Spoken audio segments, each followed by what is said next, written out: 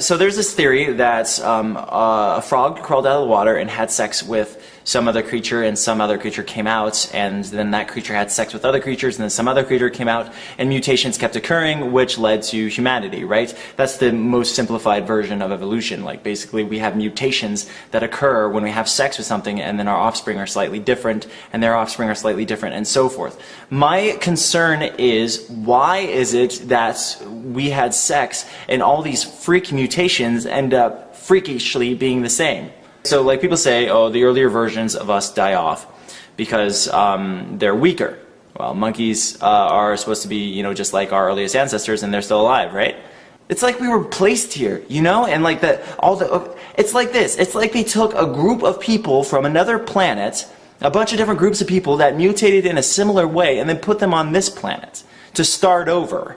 But why did that freak mutation occur in only, you know, or how did it occur simultaneously in multiple creatures? Because there's no way that the entire chameleon population is fathered by one chameleon that mutated in a freakish way.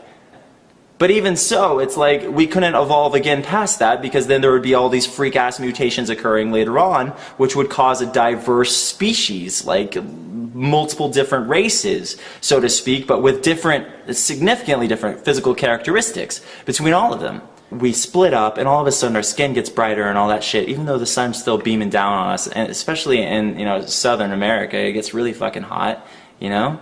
I'm getting super duper sick of people telling me to do my research, and yet they fail to counter any of my points with any legitimacy. How is it in sync? Perfectly in sync. How the fuck are we all evolving at the same rate? Because it's not fucking convenient for scientists who use the word fact on every single theory they have. So I just don't think they know everything. They just happen to say that everything is a fact when it's in fact just a theory. You know, the evolutionary theory should still be a theory, right? It's like, well, you need to read a book. Well, you need to fucking tell me why I'm wrong, because we're right here, right now, and you're not saying shit. All you're doing is saying, read the Bible. It'll make sense. It's just like Christians. Atheists and Christians don't realize how fucking similar they are. And also, there's a picture. I'll link a picture in the description that is clearly racist, because, like, literally, the earlier ancestors, I have literally met black people that look just like him. And he's not primitive. He's not a primitive man. He's a modern man. And yet scientists or whoever the fuck drew that make our earlier ancestors look like black people that are totally fucking fine.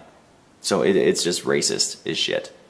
I mean, and you could say I'm racist for suggesting that they look alike, but why is it in the last 100 years we've grown so much as far as technology goes, and yet according to scientists, this earlier version of ourselves, which could create fire and spears and so forth, that existed millions of years ago, why is it took them so long to get here? I believe that it exists on many levels. I don't, however, necessarily believe that those are our ancestors. What I believe is if we do have ancestors, they probably exist somewhere else. You know, and that some entity or some alien or whatever put us here.